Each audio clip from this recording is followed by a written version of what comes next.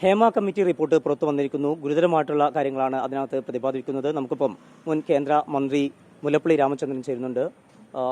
എങ്ങനെയാണ് ആ വിഷയത്തെ കാണുന്നത്? ആ റിപ്പോർട്ടിന് ഞാൻ വളരെ ഗൗരവപൂർവ്വമാണ് കാണുന്നത്.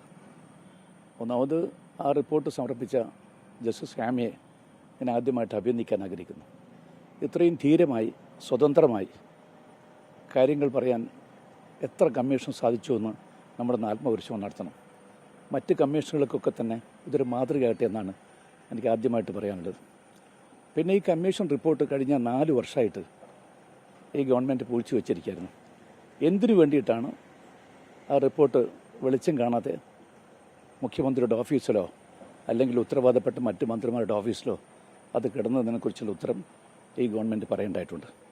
അന്ന് തന്നെ ഇത് സംബന്ധമായിട്ട് നടപടികൾ സ്വീകരിക്കാൻ കഴിഞ്ഞിരുന്നുവെങ്കിൽ, അവരുടെ ശുപാർശകൾക്കനുസരിച്ച് കാര്യങ്ങൾ മുന്നോട്ട് കൊണ്ടുവരുന്നുവെങ്കിൽ ഒരുപാട് കുറ്റകൃത്യങ്ങൾ ഈ സിനിമാ രംഗത്ത് അവസാനിപ്പിക്കാൻ സാധിക്കുമായിരുന്നു. സിനിമാ രംഗത്തെ ഇന്നത്തെ സ്ഥിതി വിശേഷങ്ങളെക്കുറിച്ചൊക്കെ തന്നെ വളരെ കൃത്യമായിട്ടാണ് ആ റിപ്പോർട്ട് പറഞ്ഞിട്ടുള്ളത്. അത് ലാഘബുദ്ധിയോടുകൂടി കാണാൻ സാധ്യമല്ല. കാരണം അവിടെ സ്ത്രീകൾ പീഡിപ്പിക്കപ്പെടുന്നു, അവർ കോംപ്രമൈസും തയ്യാറാവണം. അഡ്ജസ്റ്റ്മെൻ്റ് ഇല്ലെങ്കിൽ അവർക്ക് അവസരങ്ങളില്ല എന്നാണ് പറയുന്നത്. അപ്പോൾ സിനിമയിലെ കുറേ മേലാളന്മാർ, ആ തമ്പ്രാക്കന്മാർ പറയുന്നതിനനുസരിച്ച് കാര്യങ്ങൾ അവർക്ക് വഴങ്ങിയില്ല എങ്കിൽ അവർക്ക് ഊരുവിലക്ക് എന്നൊരു സ്ഥിതി ഒരിക്കലും ഉണ്ടാകാൻ പാടില്ല. ഇത് ഒരിക്കലും അംഗീകരിക്കാൻ സാധിക്കുന്ന ഒരു പ്രവണതയല്ല.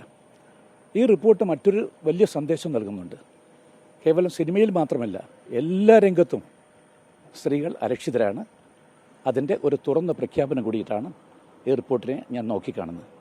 ജസ്റ്റിസ് ഹേമയുടെ മുൻകാല വിധികളൊക്കെ തന്നെ ഞാൻ വായിച്ചിട്ടുണ്ട്.